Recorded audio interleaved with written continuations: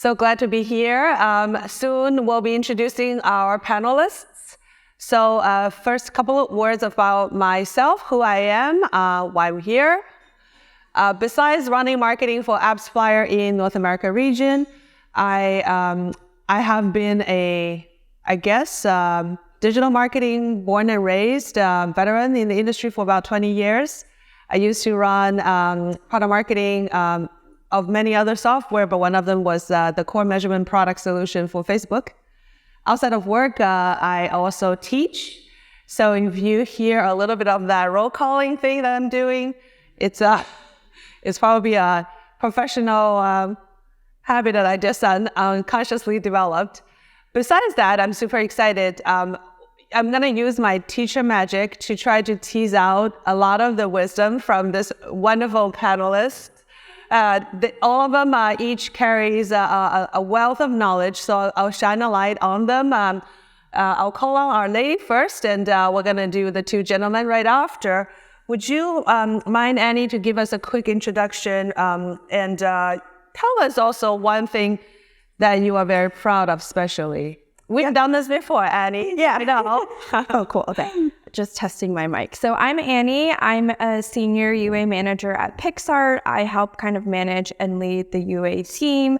My focus and specialty is our search channels, as well as working with some ad networks. So we work with CTV partners, and we've tested some DSPs. So that's kind of what I do at Picsart. I think something that we're really proud of, and we'll probably get more into in the panel, is the way that we've been able to scale up our creatives. And we're testing and using a lot of AI to be able to do that as well. So in the beginning, when I first joined, we didn't have a lot of creative testing, and we basically just had a very basic creative structure. But as we've gotten closer and worked with the creative team more, we've been able to basically scale up our creative a lot with a cycle we call Creative Engine. And as you know, AI has gotten really big, we've really tried to take advantage of it and try to basically integrate it into a lot of what we do with the creative. Thanks, Annie. One thing special about you that we should know. One thing special is that I play a lot of tennis. So I'm an amateur. I'm not like, Carlos Alcaraz if you guys play tennis, but I do play competitively still, and I do some tournaments. So for those of you who know, I'm a 4 or 5, and within that division, I'm ranked 3rd. Nice. Thank you, Annie.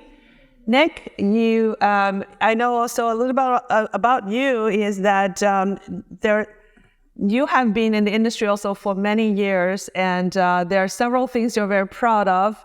I'd love for you to give us a quick introduction about your background, your expertise, and I understand that you have many of the proud moments, but one of them is to scale a super high volume creative program. So tell us more about that as well. Yeah, okay. Yes, thanks for the intro. Similar to Annie, and I'm sure many of you, creative has definitely been one of the big levers for me in my career in UA. I started off actually in finance, so a very different way of thinking about things. As a bond trader, eventually went into gaming, which is also very technical, and then eventually landed at Calm, where I led sort of the confluence of growth marketing, or of paid social and creative. And when I arrived there, it was a very young, scrappy team. We had basically no resources, maybe doing 10 ads per month or something, maybe. And at this time, there still wasn't, gaming was kind of out of the curve on the creative stuff. People were moving at fast clips, but in the subscription pace, people were pretty behind. That was about average for what people were testing. And just I helped implement sort of that gaming style of creative strategy at Calm, and we were on the first to be testing thousands of ads per year, and that ended up being a major lever for growth. That's awesome. Was it because too much stock trading led you to gaming, and too much gaming led you to decide that it's time to take care of your wellness. Yeah, exactly. That's pretty much it. And then you realize you really like the competitiveness in testing, so you found a middle ground. Yeah, it's definitely a middle ground. I mean, like, that way of thinking never gets like out of your body, but mindfulness is definitely like a good way of sort of like pushing that energy and mindfully analytical. Yeah. I got that. Sure. Awesome. Let's also shine light on our other panelists. Zamir, I understand you joined Textnow recently, but you also have been doing UA for quite a while. One of the things you have mentioned is you have worked with, to kind of continue this wellness experience, you have worked at Trails, but you also have this liberal arts experience with the New York Times. Also very interesting background. Tell us more about your experience and something that you would like us to know that you are very proud of. Sure. Yeah, I've had the opportunity to work with a lot of different mobile apps over the last handful of years. And, you know, I think we've seen a lot of changes, and, you know, it's important that as marketers, whether it be freelancing, agency, in-house, try to aggregate all of the wins and losses really that we've seen kind of across the board and turn them into forward-facing strategy. I think personally, having started in the digital space and found some kind of fun and success in the subscription world, it really comes down to having the opportunity to build relationships with users and customers in a way that, you know, potentially e-commerce or direct-to-consumer, you know, single transaction offerings don't carry. So I think as marketers, we get to incorporate that relationship into the creative, and it puts us in a really interesting and fun place to be. Yeah, super interesting. I'd love to kind of build upon that comment you have about building the relationship, because building a relationship, as we know in our lives, you gotta have to know. In the world now, it's taboo. You have to know the PII, right? You need to know your neighbor's phone number so you can go over and, you know, schedule some barbecue parties. But in our marketers' day-to-day lives, that is becoming increasingly hard. And I'm curious, how should we think about handling this sort of paradox between omnichannel consumer behavior versus the increasingly opaque consumer signals that we used to be able to accumulate, analyze, segment? How are you guys handling that in your day-to-day these days? So, I mean, that's a great question. And I think there's really two pieces to that. I would hope that as marketers at this point, we have found some sort of alternative to measure the impact of our media, whether it's through continual incrementality testing, which I'm personally a big fan of, or triangulating efficiency based on post-purchase surveys and MMP data and channel data. You know, I think the ability to measure post-install was great, but if you found yourself in a position where your campaigns or your marketing strategy or your entire business model was dependent on the ability to optimize post-install, then you've opened yourself up to a really big vulnerability. And, you know, I also think it's our job as marketers to meet channels halfway, right? Like, it's great to be able to optimize towards that core LTV event, but there are so many other things that we can be doing, particularly for our audience, whether it be at the creative level, et cetera, to kind of meet these channels halfway and not put so much dependency, you know, on these PII signals that we were fortunate to have and in many cases no longer have. Right. What about Nick and Annie? What are your thoughts around that? Yeah, omnichannel versus traceable consumer signals. It's a paradox. Yeah, I think at Picsart, I think when, you know, the whole IDFA thing, it did definitely affect our business. So we initially just had to pause all of our iOS campaigns and then basically shift all of our spend to Apple search ads, because that was the only channel that you can see post-install data and you can see revenue. And I don't know, Apple search ads isn't my favorite channel personally, but that was basically the only place that we could spend on iOS. But I think something that we did was definitely lean in with our MMP. So we actually use AppFlyers and get scan set up and integrated. So we were on scan 3, now we're on scan 4. And I think that definitely helped us at least have somewhat of a source of truth that we could rely on that data, because we obviously did not want to still rely on the media platform's data. So we didn't want to just rely on Apple search ads. So I think really leaning in with our MMP and setting up scan, I think that really helped us, just have like some sort of data and some sort of understanding of our customer. We also leaned in really heavily with our data team to set up a different model so that we could measure not the post-install event, but basically a lot of signals before that can help us see, okay, like this type of user will subscribe. So Picsart, we have a 7-day free trial, and then you will subscribe. So the 7-day free trial for us was really indicative if someone was going to subscribe or not. So we basically worked with our data team to set up a cost per trial that should lead to, that can help us predict out our 12-month payback, which is kind of like what our ultimate goal is. So I think just really leaning in with your MMP, leaning in with your data team, and also like what you said is leaning into the partners as well. So really trying to get the most out of your Google rep, your Apple search ads rep. I think that has all really helped us. Mm-hmm. That's super helpful. And we had this question already coming in about with scan updates, it really messes up tracking. 100% agreed. How should UA even think about scan? Should we even forget about scan and just focus on the holistic strategy like the kids app just shared earlier? I'd be curious, do you guys feel strongly about one of this question? I mean, like going back to Zamir's point, your strategy shouldn't fall apart if growth marketing like sort of like has a lull. A lot of my clients are like four paid installs to 1 organic, and I don't think that really scales. But you absolutely should not give up on measurement and scan, like absolutely zero, no. Like you can implement a lot of things like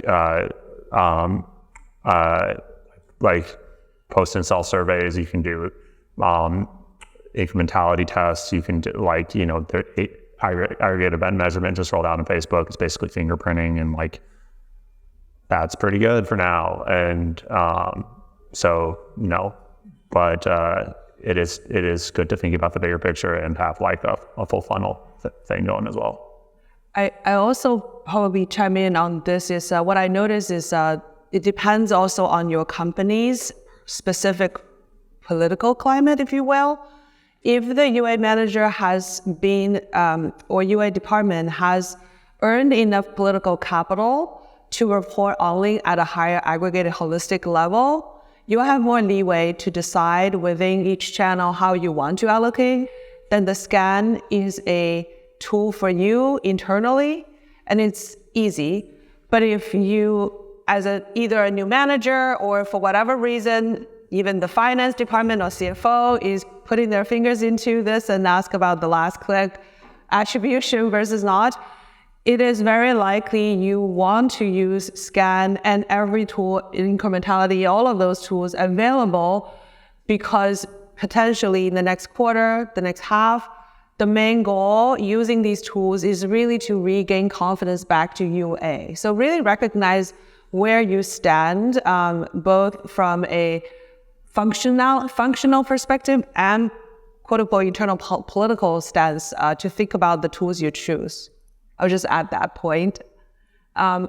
Let's also, I see there are a lot more questions coming in. I do want to ask our panelists one burning question, which is creative and AI. Annie, you had alluded to it a little bit. This keyword AI is just both unavoidable, and it's really coming to us as, I think, an early signal of maybe a completely new era. So I'm curious, your guys' thoughts around the application of generative AI in your day-to-day. Where have you seen utilization? Where do you predict, if you're not using it, but where do you predict generative AI is going to help us in UA function? I can kick that off. So at Picsart, what we're doing is there are a couple of ways that we apply AI, and a lot of it is within our creative process. So I can give a couple of examples. So one, we work with a CTV provider called AppFlyers, and we've actually worked with them to create a brand kind of 30-second video just by using AI tools. And it's really shortened the creative process. So we did one video with our brand team, which took over 2 months because you have to do the voiceover, right? And everything is created from scratch. And then we worked with AppFlyers, and they actually created a video for us in about 2 weeks. And that's a crazy short turnaround time versus 2 months. And that 2 weeks, you can create iterations off of. And basically what AppFlyers did is they used apps like ours or like Canva to create stock images, and then use those stock images with AI tools to actually, basically just create this whole full form video. And I think the whole point is it's not to replace creative teams or replace anyone. It actually just helps you speed up the process so that our creative team can think more about strategy, more about what kind of testing we can do versus spending weeks trying to animate one small thing of a video and do really manual work. So that was one way that we've really seen AI kind of change that process.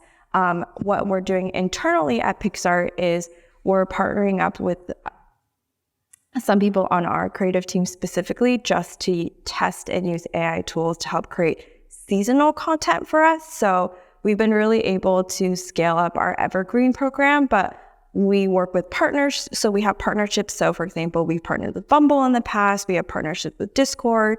And then there's a ton of seasonal content that comes up, especially in Q4 for Halloween, Christmas, New Year's, Thanksgiving, etc. And to have that seasonal content on top of the evergreen can be a lot for our creative team. So we've partnered up with kind of like consultants on our creative team just to focus on how we can scale up that seasonal content just using AI so that it doesn't disrupt our evergreen process as well. So those are kind of two ways that I've seen AI really kick off. And it really is just to make our lives easier so that we don't have to focus on the manual part of creating creatives and wait like 3 months just to get Halloween creative. I think it will really speed up that process. Yeah, that's super helpful. It speeds up both for video and seasonal content. But ultimately, you guys and the creative team are at the driver's seat, determining the strategy. Exactly. That makes sense. Any thoughts on your side? Yeah, for sure. So I also run a small creative agency, and cost is like really important, obviously. So we're using AI actively in everything we do, from like generating stills, which for a lot of my clients is a big part of their strategy, to like voiceovers. Voiceovers I've seen pretty much add value to any ad, and like in the past that's been difficult because voice actors, you have to work with them, you have to coach, you gotta do X, Y, or Z. Like now I can just clone a voice, do that instantly. There's some interesting things on the video side as well. But just like anecdotally as well, the most advanced creative teams I'm working with like have fully integrated this into their process, and they're going like they can just move so quickly. So it's already happening for sure. That's wonderful to hear. Zamir, do you want to add any more related to the creative and the AI or analytics? Any part of that is? I also think one of the things that Facebook has pointed out is that they've been leveraging AI for quite some time, well before it became a buzzword, and machine learning is a huge part of how we manage paid digital campaigns, particularly on channels like Facebook and paid social, but also a lot of the other programmatic channels have their own model. And I think there will continue to be advancements in targeting capabilities and campaign algorithms, but I also don't think that it popped up yesterday, and this is something that's been in the works for a long time. And those kinds of algorithmic developments tend to live a little bit farther behind the curtains than some of the consumer-facing creative elements and stuff as well. So, it is a big part of everything we do, but I haven't necessarily put it as the cornerstone of our strategy, whether it be creative or otherwise, just yet. But Right. I could probably be convinced. Yeah, it's super early. That reminded me when Google UAC was rolled out. This is several years back, but I have to say that was indeed itself is a machine learning based algorithm. And one of the things that Google, I used to run a trading app myself a couple years back. Google was trying to pitch to us, and Google was highlighting, given the ads you place in the paid channel, you can actually glean some insights to see what kind of users are responding. And that's a very radically different way of doing paid UA campaigns. Instead of deciding, I want to target, let's say, a gentleman like Zamir, yourself, I will say, I don't care about the targeting initially. Go let UAC decide, but I will mine that data and feed back to the rest of my other channels so that my creative can be more targeted. This is a use case that I haven't seen a ton reported externally because Google tried to ask us to spend a huge amount of money just so that they would give this insight to us. So I'd be very curious, maybe later in the breakout sessions, in the breaks, if you guys are using it in that way, let me know.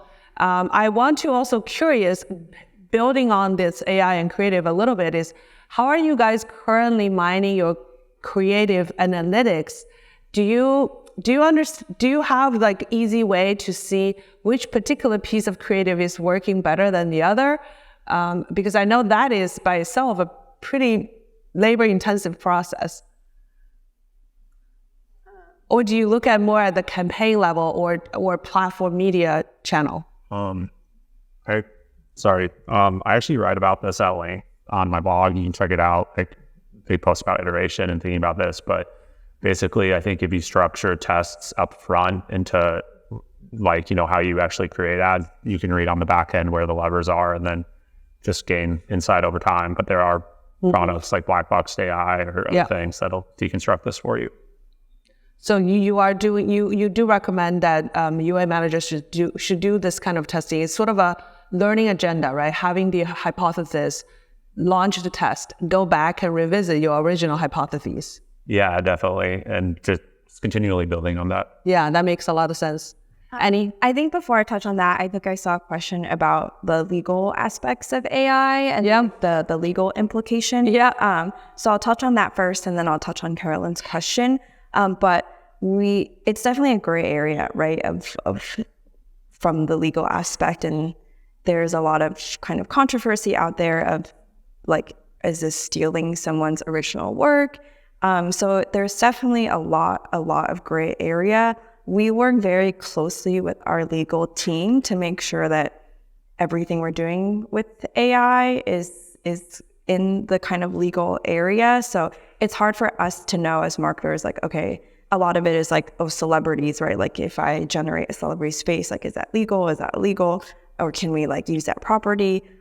So yeah, I think there are definitely a lot of questions. I think it's also not that regulated right now. There's not a lot of noise from the government or whatever that's the state to also say is this legal? Is this illegal? So we just rely really heavily with our legal team and kind of stray away from doing anything that could be controversial. So I think that's something that can help avoid it. But at the same time, if you want to test something kind of crazy, I would say just do it, ask your legal team, maybe you'll get a slap on the wrist. But I don't think right now that there is a lot of kind of structured laws around that. So maybe it is a time to take advantage of that. But I do know there is a lot of gray area. So just lean in with your legal team. And yeah, I think that's what we do. But to answer your question, Carolin, is we do definitely look at the creative level, and we do look at each video, static, headline, description, what's performing well, what's not performing well. Some of that we do have to rely on platform data, especially with Google UAC. It is a little bit of a black box. So some of that we do have to rely on platform data to give us more directional kind of learning of what's doing well, what's not doing well. I think something else that we've seen was an issue when we first started doing creative testing was we would rotate these new kind of creatives into our campaigns and they would never gain any spend or any traction, especially on Meta. That was like a huge issue that we saw. So now we have basically warm-up campaigns or kind of testing campaigns where we'll only put new creatives into that campaign and basically force spend to those creatives. And then we'll compare those to what's running in our evergreen. And then how we kind of circumvent the issue between, okay, these creatives are doing well in our testing campaign, but when we still rotate them into our like evergreen campaign, it still doesn't perform well. So what we actually do is before we pause those campaigns in the testing, we'll try to rotate it into our evergreen. And if it doesn't gain traction, we'll just basically kind of create a new campaign. That is pretty tedious, but we've tried to work with our Meta rep to be like, hey, what's up? Like, how come it does well in this campaign? You rotate it in this campaign, it doesn't do well. I think something risky you can do, which we've done in the past, is just pause old creatives, even if they are performing well, but if they're super outdated. So like, for example, we had like a seasonal creative that just took up all the spend and was doing really well. And at the end of the day, you kind of just have to say, yeah, I'm just going to pause it, take a risk, rotate in the new ones, see how it does. And it can shake up your performance a little bit, but I think that's okay as long as you let your stakeholders know that the whole point of UA is not supposed to be the same every single week, every single day, like every single month. Like there is definitely going to be fluctuations. And as long as your stakeholders understand that and you've educated them on like some months CPI is going to be really high because we're doing testing, I think it's okay. Sounds good. I want to not forget about some of the questions that our audience have submitted. Out of those questions, I think we've addressed addressed a couple of them. I love to hear from you guys about the CAC, LTV, and then maybe in the context of the web to app, web to web. Nick? Yeah. Oh, sorry, Zamir. I'm sorry. I'll take it as a compliment. Yeah, I can speak to the web to app piece because I've had the opportunity to actually test web to app campaigns on a few different accounts that I've worked on over the last couple of years, and the TLDR is that they work. This question specifically calls out insights around CAC to LTV, and I think to the second half of that equation, when you're bringing somebody into your product and the onboarding process happens on web, and then they are sent to the App Store and they install the app and they use your product, I don't think that we've seen really any impact to LTV based on how they sign up. I would hope that people are the same amount of likely to continue to use your product depending on how they signed up. But what we have really seen a lot of improvement on is the CAC end of the ratio. And part of that is, and I know a lot of you out here probably think, well, my app converts better than my website does, so I shouldn't use my website. But the reality is, when we're running paid campaigns, the efficiency gains by one, combining all of our devices essentially into one campaign, iOS, Android, desktop, tablet, into one singular campaign, there is efficiency to be found at the CPM level, which ultimately will ladder into your CAC.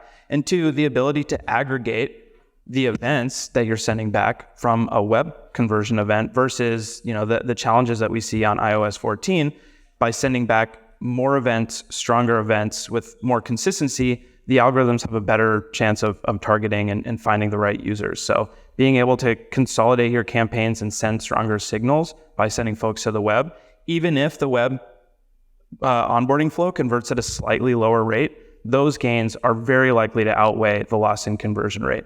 So I encourage anybody who's considering it or trying to make the case to leadership at your company why it's important to invest in some sort of web offering. It's worked the last 2+ times that I've done it, so you guys should try it. That makes a lot of sense. I love to see a show of hands. Who in our audience currently are optimizing towards ROAS? Nobody? Oh, so, but who here are optimizing your UA towards CAC and LTV?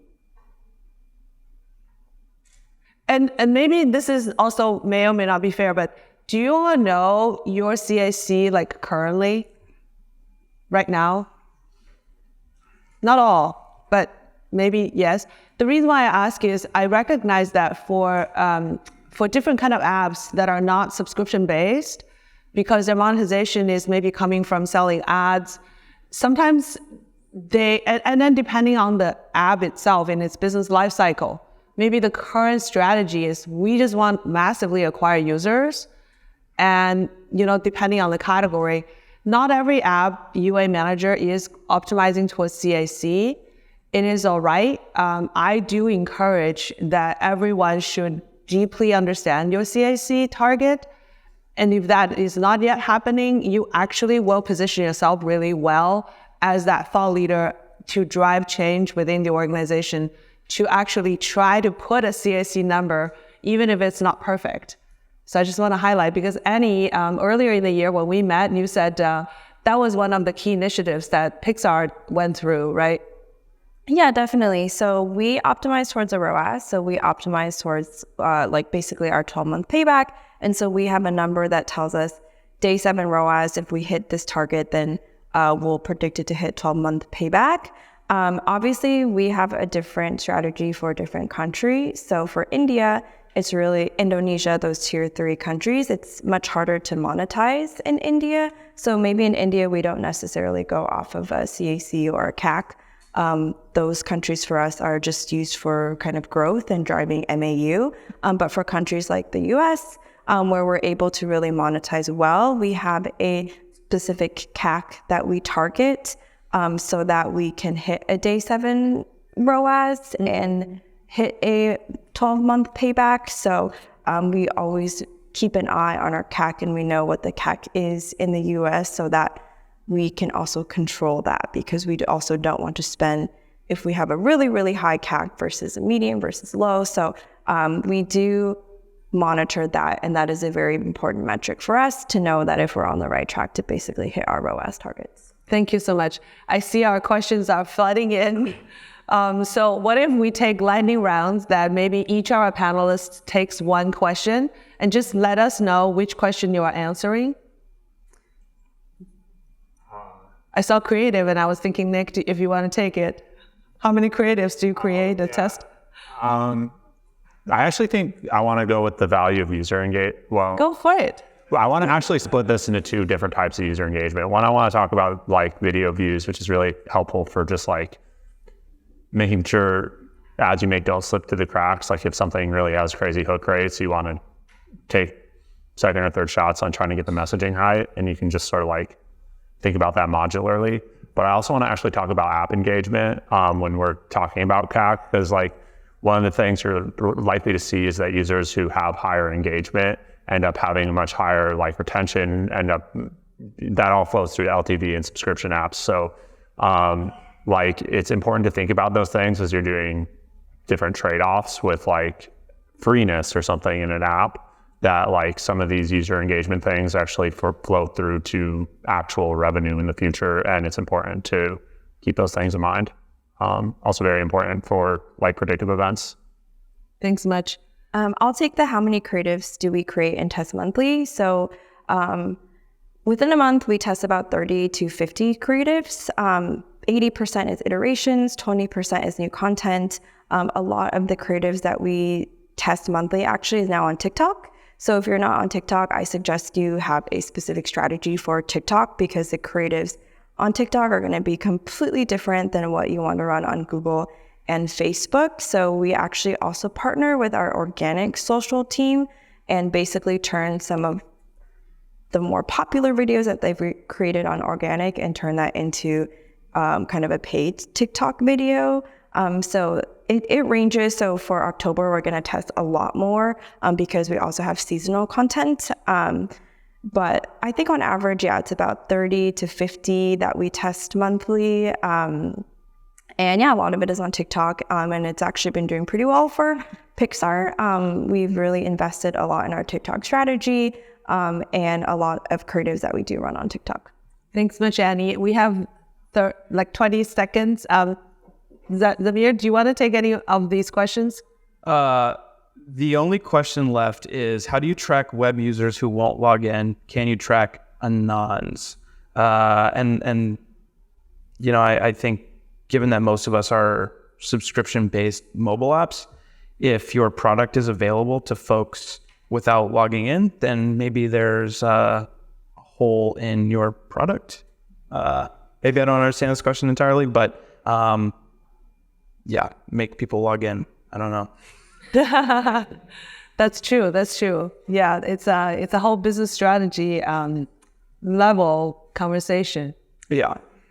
Unfortunately, we are at time, or fortunately, we are at time. I just want to quickly highlight, before our panel conversation, I did a quick research. I don't know if you guys all knew, but in what range, if I were to throw 3 numbers, subscription business in the US from apps in 2022, anyone want to guess? 5 billion, 20 billion, 50 billion? ABC, which number do you think we're collectively generating? Is this for the AirPods? What's It's copy on Carolin after. We, in 2022, the app subscription, so subscription revenue coming from apps in the US alone has increased to $17 billion. We're something. All right, guys. Thanks much for our panelists.